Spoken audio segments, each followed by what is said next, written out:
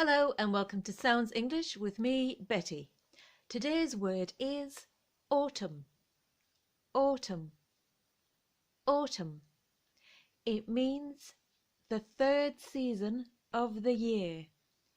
So approximately in England, that's September to October, it is the end of summer into the next season called autumn, when the trees turn gold and the temperature cools. Spring, summer, autumn, winter. Please note the unusual spelling. The spelling is A-U-T-U-M-N.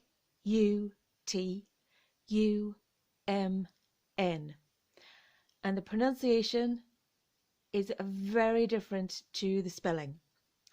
The pronunciation is autumn. 2 syllables. The first syllable is lengthened, or, and the second syllable, the vowel is short, tum. Autumn. Autumn. Autumn. Repeat after me. Autumn. Autumn. Autumn. Excellent. Autumn. It's September now, so I hope you can enjoy a beautiful autumn day walking through the park with the golden leaves and the nice autumn sunshine. If you stay with me all week, I'll be providing really useful idioms every day along the theme of autumn.